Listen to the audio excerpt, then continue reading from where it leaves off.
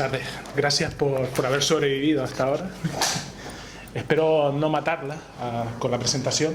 Lo cierto es que la primera vez que se empezó a reflexionar seriamente sobre las microalgas era precisamente por esto, porque mataban, ¿no? Fue el primer objeto de atención de los científicos en torno a las microalgas, las algas tóxicas. Voy a hacer una presentación y voy a intentar cambiar un poco el tono, ¿no? Voy a intentar enseñarles el truco. Todo este trabajo y todo este trabajo científico tiene truco, así que me remango las mangas y les voy a enseñar dónde está el truco que ha llevado a multitud de empresas, capital público y privado, a invertir en las algas como un grupo de organismos interesantes para la producción de biocombustible. De entrada, decirles que hacia el 2005 en España no existían más de una veintena de grupos que investigaban sobre la biotecnología de las microalgas. De esa veintena, no más de 2 o 3 tenían una capacidad real de producir 1 o 2 kilos de biomasa al año. A partir del 2008, coincidiendo con la crisis del precio del petróleo, de repente empieza a aumentar el interés sobre las microalgas y estos marginales grupos de investigación, de algunos excéntricos y locos perdidos en las universidades o centros públicos de investigación, comenzaron a recibir demandas de desarrollo de proyectos de multitud de empresas, sociedades, grupos, fundaciones y etcétera, ¿no? Y cuando ese grupo de locos nos reuníamos, a la única conclusión que llegábamos es: ¡oh, la cosa está verdaderamente mal! Para pensar en las algas es que la cosa está muy mal. Siguiendo con los trucos que hay, ¿qué es un alga, no? Ya lo ha explicado Adelina, pero lo cierto es que el tema de las algas es muy complejo. Hay una gracieta entre la gente que investigamos en este tema, y es que el concepto de alga realmente fue un error tipográfico. Realmente se quería decir algo. Las algas son algo. Las algas es un grupo de organismos donde se ubican bichos que corresponden a 3 reinos diferentes. Vegetales, aunque esto revienta a la mayor parte de los ficólogos, monedas y protoctistas.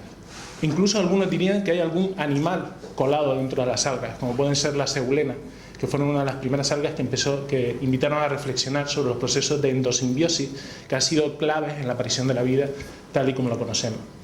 Lo cierto es que este grupo de organismos es uno de los más diversos que existen. Se conocen o están registrados en torno a 30.000 o 40.000 especies diferentes de microalgas. Estas son las que realmente están tipificadas y registradas. Pero en realidad se especula y se habla de que pueden existir más de 200.000 especies de este grupo de organismos. Lo curioso, y aquí está la primera trampa que les revelo, es que muchas veces no se sabe exactamente, cuando se habla de la biodiversidad de las algas y se dice que existen entre 30.000 y 40.000 especies, realmente a quién nos referimos. Si a las que realmente existen y hemos tipificado, o sencillamente a las únicas que somos capaces de tipificar. Y de hecho, cuando se hace un estudio del número de depósitos de cepas en las grandes colecciones oficiales de este grupo de microorganismos, coincide exactamente el número, es decir, el número de cepas depositadas en las colecciones oficiales de microalgas es exactamente 36.000, que coincide exactamente con las que se dicen que existen y se conocen actualmente en la naturaleza. Es decir, que al final lo único que estamos dando no es una visión real de lo que existe en la naturaleza, sino lo que somos capaces nosotros de procesar y evaluar dentro de la naturaleza. De hecho, en esta gráfica se ve como el registro en alga base, que es un registro de todas las especies existentes de algas, y el de una de las colecciones más importantes de UTEX, coincide bastante en el número de especies y el tipo de especies. De hecho, en el programa del NREL, del aislamiento y selección de cepas, de screening de cepas, que fue uno de los programas donde más sesudamente se desarrolló este trabajo, pues llegaron a unos resultados bastante similares al de los registros oficiales y a lo que confesamos que son algas que existen actualmente en el mundo. Esta es la primera trampa, es decir, taxonómicamente nos cuesta bastante investigar, identificar, aislar y caracterizar una microalga. Y eso es un gran problema para lo que es el objeto de esta presentación, que es el screening, ¿no? No más del 10% de estas especies han sido sometidas a trabajos de screening. La verdad es que es un trabajo complicado, difícil, y muchas de las dificultades surgen de la incapacidad de definir exactamente qué es lo que queremos. Un viejo y querido profesor mío decía que cuando queremos hablar de producir biodiesel hablamos de un dilema, y es que le pedimos a un corredor de maratón que además sea gordo, es decir, que tenga muchas grasas y que además corra mucho, es decir, que produzca mucha biomasa. Eso no suele ocurrir. Cuando se produce mucha biomasa, generalmente suele ser bastante magro el corredor. Pues entonces estamos trabajando con dos objetivos bastante contradictorios a la hora del screening. Altos rendimientos de biodiesel, un alga que produzca mucha biomasa y que además sea gorda. Un tema complicado. Además tenemos otro problema para definir y establecer una estrategia de screening, que es otra de las trampas que existen en este mundillo. ¿De qué estamos hablando? ¿De cepas tipo o de cepas nativas? Es decir, de cepas depositadas en las colecciones o de cepas aisladas en el medio natural. Y luego el otro problema es definir cuáles son los parámetros biológicos de screening. La mayor parte de ellos contradictorios, como ya le dije: la tasa de crecimiento, la densidad celular máxima, los rendimientos potenciales, los contenidos en lípidos o la composición de ácido graso. El alga perfecta no existe más allá de la literatura, y muchos de los artículos de los cuales se extrajeron las conclusiones tan fervorosas y optimistas sobre los potenciales de producción de biodiesel a partir de las microalgas tienen que ver con el hecho de que se cogió la especie con los mayores datos de producción en biomasa y la más gorda, es decir, la de mayores contenidos en lípidos. Es muy difícil, por tanto, hacer una selección y un screening efectivo de cepas. ¿Por qué? Tasa de crecimiento versus lipogénesis, son variables contradictorias. Luego tenemos la indefinición de las condiciones de cultivo. ¿Dónde vamos a cultivar? ¿Más al norte, más al sur, en fotobioreactores cerrados, recues abiertos? Hay una cosa curiosa, y es que en este mundo se da una aproximación desde dos polos, ¿no? El polo de los biólogos y el polo de los ingenieros. Los ingenieros tienen un intenso trabajo en el desarrollo de sistemas de cultivos y los más sofisticados fotobioreactores, mientras que los biólogos tienen como vocación fundamental buscar el bicho que mejor crezca.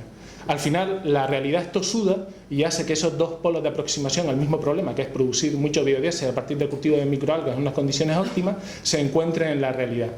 Y lo cierto y verdad es que actualmente la mayor parte de las plantas de cultivo que existen solo cultivan lo que el medio natural les deja cultivar, es decir, el bicho, el alga, que les crecía de manera natural en sus sistemas de cultivo. Y lo curioso es que esto tiene un impacto también en los fenómenos taxonómicos.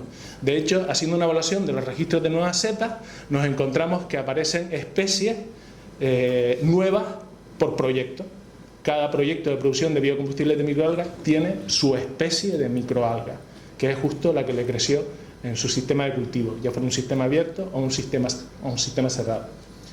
Otra de las dificultades es la de la procesabilidad de las muestras. Hacer un screening es jugar a la lotería. Se gana si cumples dos premisas básicas. O hablas con una buena adivina que te dice cuál es el número que va a salir en la lotería, o juegas muchos números. Y ya es seguro de que vas a ganar si además juegas con las dos opciones. Compras muchos números y además tienes una adivina que te dice cuál es el número que va a salir ese año en la lotería. Eso es lo que se llama la procesabilidad de la muestra. Es decir, un buen screening tiene que cumplir las premisas de precisión. Es decir, tiene que ser preciso en las variables biológicas que ha decidido y tiene que medirlas con precisión, en la cantidad, es decir, tienes que procesar muchas muestras, infinidad de algas, se aísla infinidad de algas, y además velocidad. Entre más rápido sea, más eficiente y más posibilidades de éxito. Luego existe el otro problema. Vale, has encontrado tu fastuosa alga en el laboratorio, trabajando en sofisticados medios de cultivo, en cámaras de cultivo, ahora escálala. Venga, sácanos ese alga y cultívala en tanques de superficies equivalentes a 1 hectárea. La escalabilidad de los resultados del screening en un laboratorio es una cosa excepcionalmente compleja. Muchas de las especulaciones que se han hecho en esta materia se han hecho fundamental y esencialmente con trabajos de laboratorio. Luego, la insuficiencia de los parámetros. ¿Cuántos parámetros somos capaces de medir a gran velocidad, con gran precisión, a la hora de hacer un screening? La verdad que es bastante complejo. Hacer una caracterización biológica de una cepa es una cosa difícil. Difícil hacerlo, pero es que además difícil es aislarla, purificarla y estabilizarla. Luego es cuando ya tienes tus cepas aisladas, recolectadas, caracterizadas, ahora guapo, intenta mantenernos la colección si puedes. Intenta mantener tu colección de cepas y que además te resulte rentable. Y por último, hay algunos osados que incluso se atreven a aventurarse en la transformación y en la mutagénesis de las algas. Terrible decisión, ¿no? Puede parecer que es la mejor estrategia. Imposible la madre naturaleza de darnos el alga ideal, pues la fabricaremos nosotros. Venga, ponte a ello. Y además intenta que no te reviertan los mutantes. Y además, una vez obtenido el mutante que más biodiesel produce y más crece en tus condiciones de laboratorio, intenta escalarlo. Es decir, el trabajo de screening es bastante complejo y bastante difícil y generalmente se resuelve con un buen artículo donde damos los mejores resultados. Primer truco. Y vamos con las cepas tipo. Está resuelto, pero si es que hay 1000 colecciones que tienen cepas tipo, solo tenemos que comprarlas y nos las venden, porque además esas colecciones tipo viven de vender cepas. ¿Alguien sabe cómo funciona la taxonomía de las algas en las colecciones? La taxonomía de las algas, incluso de las colecciones oficiales, es la más confusa, difícil e indefinida que existe. Tal es así que les he puesto el ejemplo de antes. Cada proyecto de producción de biodiesel a partir de microalgas tiene su propia especie. Luego, la inexistencia de colecciones fiables. Luego, las que son fiables y las que tienen realmente cepas interesantes son depósitos cerrados e inaccesibles, algunos de ellos sujetos a patente. Luego, algunos de estos depósitos no están realmente tipificados, es decir, la tipificación y la estimación de estas cepas no ha sido correcta, ni en los aspectos puramente taxonómicos, ni en los aspectos puramente biotecnológicos.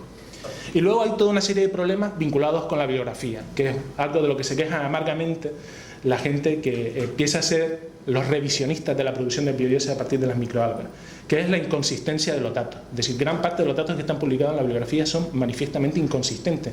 Inconsistentes porque manejan parámetros de cultivo que no son homogéneos, que no son estandarizables, que no son escalables. No existe una normalización de los ensayos, no existe una normalización de los screenings, ni siquiera existe una normalización de los parámetros de selección. Y finalmente, no se hacen interpretaciones correctas de estos datos. Aún así, nos aventuramos a hacer screening, a hacer una selección y a encontrar la cepa que nos salvará milagrosamente de que el proyecto sea un desastre. Entonces, lo primero que hacemos es coger las especies que todo el mundo cultiva, las que son fáciles de conseguir, las que están más estudiadas, mejor tipificadas y que tienen colecciones oficiales. Y nos salen estas, que curiosamente la mayor parte de ellas jamás se dedicaron a la producción de biodiesel y se dedicaron fundamentalmente a alimentación y fundamentalmente a acuicultura. Y cuando vamos a la bibliografía y hacemos una búsqueda de cuáles son las cepas más citadas, pues nos salen estas: nuestra querida amiga Dunaliella tertiolecta, Chlorella pirinosa, Esenedesmos y Chlamydomonas. Son las especies más estudiadas y más caracterizadas. ¿Por qué? Indudablemente no porque sean las que más biodiesel producen, sencillamente porque han sido modelos biológicos sobre los cuales se ha ido diseñando, se han ido interpretando los procesos de fotosíntesis y otros procesos fisiológicos de estas algas. Cuando ponemos otras palabras claves y preguntamos, vale, de las cepas más citadas, ¿a cuáles de ellas se refieren cuando hablamos de lípidos? Cuando la palabra clave empleada es el lípido. Y aquí nos aparecen otros personajes, ¿no? Phaedactylum tricornutum y Eisochrysis galbana, nuevos actores en Exena. Tienen truco. Desde luego no es para producir biodiesel, es para dárselo de comer a los peces. La primera vez que se pensó en la grasa de las microalgas no fue para quemarlas, no fue para usarlas para combustible, fue para utilizarlas de alimento. Hemos de tener en cuenta que la fuente primaria de producción de omega 3 son las microalgas. Y que si nos enfrentamos a una crisis de combustible, les puedo asegurar que en referencia a los omega 3 y a la demanda mundial y potencial de omega 3, la crisis es aún mayor y aún más acuciante. Cuando empleamos otros términos de búsqueda y empezamos a hablar de biodiesel, pues aparecen otros autores en escena. Aparece por primera vez Neochloris oleabundans y Chlorella pirinosa. Chlorella pirinosa es un actor clásico, es una de las algas más cultivadas, es una de las pocas especies que está dentro del Codex Alimentario y es una de las más productivas. De hecho, y aquí viene otro de los trucos, a Chlorella se le conocía en los laboratorios como el demonio de los laboratorios, porque era un alga que crecía contaminando todos los serpentines, todos los sistemas de destilación, hasta el que alguien decidió que si crecía con tanta facilidad para estropear los experimentos, ¿por qué no usarla para solucionar los experimentos? Y finalmente, cuando hacemos una búsqueda de biodiesel dentro de las que más producen lípidos, nos aparece nuestra querida amiga Neochloris oleabundans. Uno de los trabajos de revisión más importantes que se hicieron lo hizo Melinda en el Journal of Applied Ecology del 2009, sobre toda la bibliografía que se había publicado en relación a la producción de biocombustible a partir de microalgas. Y llegaba a las conclusiones que básicamente le he resumido, es decir, es bastante difícil llegar a una conclusión empleando solo la literatura, porque la literatura en sí misma es bastante confusa y farragosa y no está nadamente normalizada. No obstante, identificó las que están enmarcadas en rojo como las primeras especies más estudiadas para la producción de biodiesel, que, casualidad, coinciden con las más citadas en la bibliografía y las más tradicionalmente utilizadas en la producción de microalgas con fines alimentarios y fundamentalmente de la acuicultura. Y dentro de esa identificó a Nanocloropsis y Tetraselmi como la de mayor potencial de producción de lípidos en cultivo. Y efectivamente lo son, y además son las que más se cultivan para este fin, pero no para quemar la grasa, para dársela de comer a los peces como fuente de omega 3. Uno de los problemas del screening de una microalga para cultivarlo es que la producción de microalgas es una actividad netamente dependiente del screening primario. Es muy dependiente del screening primario. ¿Cuál es el screening primario? Ir a la naturaleza y aislar el bicho que potencialmente más crece, el que más posibilidades de crecer tiene. ¿Por qué son sistemas tan dependientes de los screening primarios? Porque cultivar una alga a gran escala tiene que cumplir una serie de premisas. Resistente a la contaminación con depredadores y otras algas oportunistas, producir mucho biodiesel, crecer mucho y además estar plenamente adaptada a las condiciones de cultivo a las cuales se les pretende exponer, que son sumamente estresantes. Eso hace que el screening sea una parte fundamental, además por una serie de variables poco estudiadas. Ahora se habla mucho efectivamente de la producción de biomasa en el cultivo de microalgas a partir de lo que se llaman las comunidades o los cultivos poliespecíficos. Pero poca gente ha reflexionado exactamente de cuál es el impacto ambiental de este tipo de cultivo. Es decir, y si un alga o un grupo de algas o una comunidad de algas presuntamente domesticada se nos revela y se nos escapa al medio, nadie se ha preguntado exactamente sobre este tema. Ahora se lo empiezan a preguntar, se lo empiezan a cuestionar.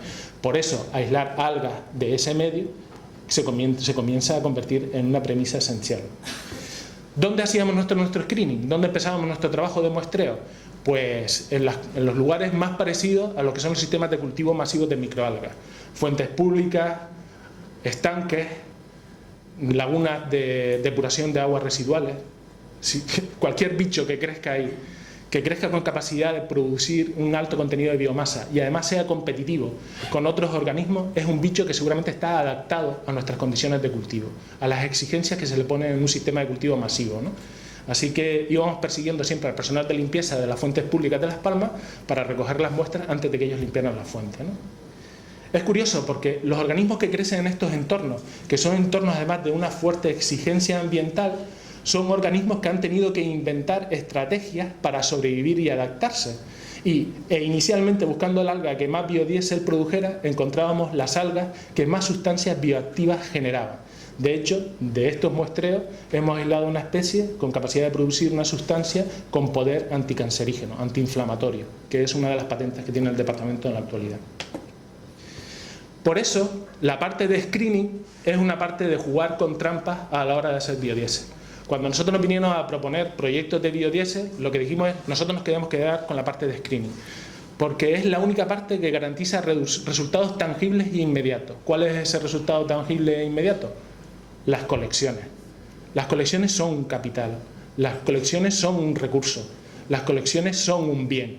Y es además un bien que es susceptible de ser vendido, facturable y de obtener rentabilidad. Por eso nos ubicamos nosotros en ese sector, entre otras razones porque evidentemente producir biodiesel en Canarias es bastante complejo y difícil. Y ha dado sus frutos y ha dado sus resultados, ¿no? Las colecciones. Primer resultado, organismos patentados y patentes de sustancias bioactivas.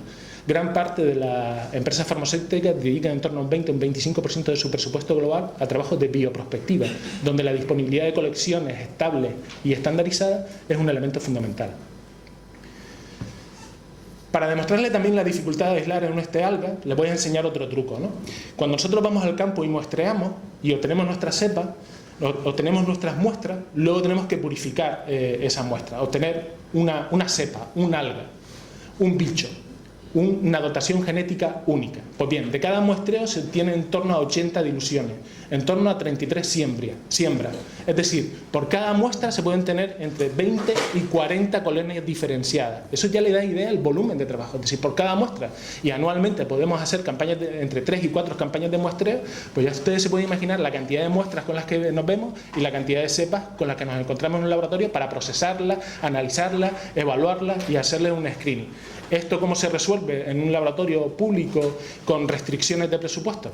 Teniendo becarios, ¿qué problema hay?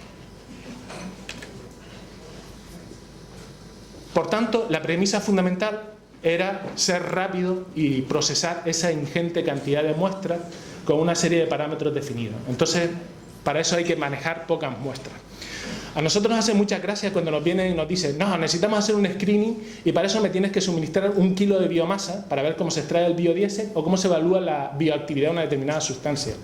Inmediatamente miramos, ¿alguien sabe lo que cuesta producir 1 kilo de 20 cepas de algas en las condiciones de trabajo de una planta de cultivo?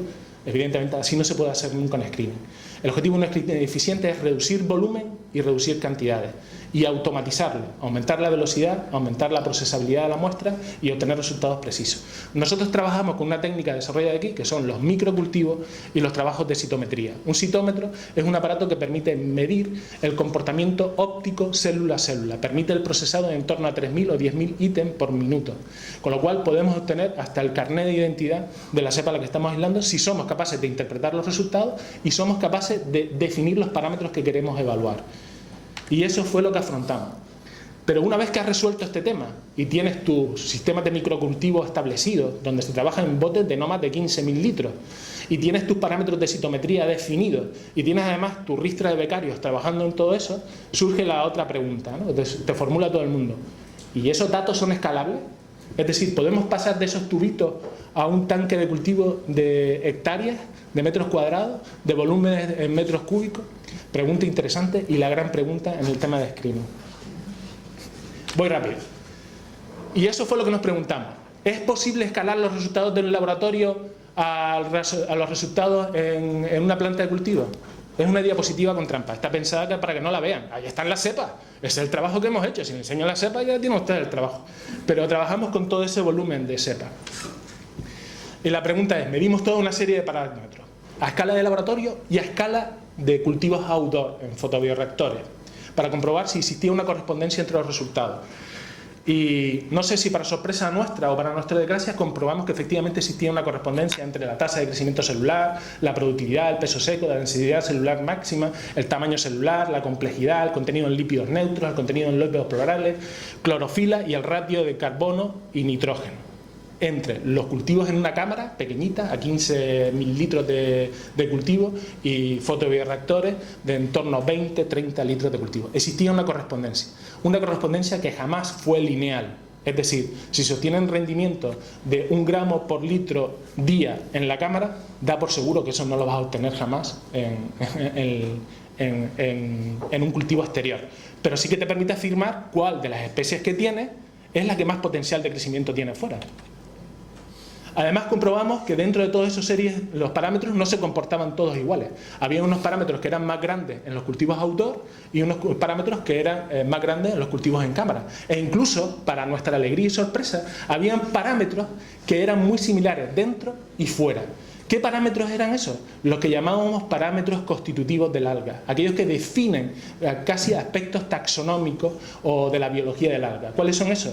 El peso seco por la célula, el tamaño y la complejidad celular. Eran parámetros que se mantenían, habían diferencias, pero resultaban muy estables. Este descubrimiento es muy importante, porque si tú tienes un parámetro estable, que además es un parámetro puntual y concreto, que puedes medir en una única medida por citometría, estas medidas eran a lo largo de todo un ciclo de cultivo y se mantenían incluso a lo largo del ciclo de cultivo muy estable, con una variabilidad muy normalizada. Pues si tú tienes un parámetro estable, que es casi constitutivo del alga, que además se puede hacer en una medida in situ o en una medida puntual con un citómetro de flujo, puedes resolver un problema importante del screening.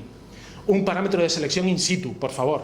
Es decir, que cuando nos suministren una muestra, yo sea capaz de pasarla por un cacharro que me elija automáticamente las cepas de algas que más potencial de crecimiento tenga y que lo haga de manera automática sin necesidad de yo cultivarlo durante una semana o 2 semanas. Eso simplifica, ahorra y agiliza el trabajo de screening. La mayor parte de las veces el parámetro que se ha especulado como posible es el de la productividad. Y aquí surge un debate: la tasa de crecimiento celular versus el contenido en lípido de las microalgas. Nosotros comprobamos que la productividad de un alga a escala de laboratorio y en cultivos outdoor se correlaciona linealmente con la tasa de crecimiento del alga, con lo cual se demostraba que la tasa de crecimiento celular efectivamente podría ser un buen parámetro de selección. Al compararlo con otro parámetro también muy discutido, que es el contenido en lípidos o la producción de lípidos, veíamos que efectivamente existía una correlación entre la producción en lípidos y la productividad de la biomasa. Es decir, si la productividad de biomasa nos da también la productividad potencial de lípidos, pues ya hemos ido acotando cuál es el parámetro clave para seleccionar el alga con mayor potencial de producción de biodiesel. Otro parámetro tradicionalmente utilizado y muy abundante en la bibliografía para la selección de cepas hiperlipidogénicas es el contenido relativo de ácido graso, de lípido, en peso seco. Nosotros comprobamos que era una mala decisión. Seleccionar el alga más gorda no garantizaba tener el alga que más biodiesel produjera. Sin embargo, obtener el alga que más rápido se dividiera, que más creciera, que más activas fueron los crecimientos, sí que te daba una ventana de oportunidad. Una ventana de oportunidad que no va más allá del 50% de correlación. Pero hablando del volumen de trabajo que estamos hablando, un 50% es un milagro. Es un milagro. Es decir, simplificar ese volumen de trabajo de muestreo, traer las muestras, aislar, seleccionar, procesar, cultivar, escalar, empezar a trabajar con un grado de certidumbre cercano al 50% es un éxito, es un milagro. Pero la tasa de crecimiento no es un parámetro de medición in situ. Entonces la pregunta es, ¿existen parámetros que se puedan medir in situ, puntualmente, que nos den una estimación de la tasa de crecimiento potencial de un alga? Interesante pregunta, porque si encuentras esa respuesta, acabas de encontrar tu método de selección. Y empezamos a correlacionar como un loco, por medidas de regresión múltiple, todos los parámetros biológicos que éramos capaces de medir in situ con la tasa de crecimiento del alga, tanto en cultivos en cámara como en cultivos de fotobioreactor. Y, milagro, sí existe ese parámetro. En concreto es el FL4-SSC. Es la relación de clorofila por tamaño y complejidad celular. Da una estimación bastante eficiente de la tasa de crecimiento potencial de microalga a lo largo de un ciclo cultivo completo de esa especie. Funciona. ¿Y cómo funciona? Nosotros lo aplicamos a seleccionar nuestra cepa. ¿Cuál es la cepa con mayor potencial de producción de biodiesel? The winner is... ¡Ching!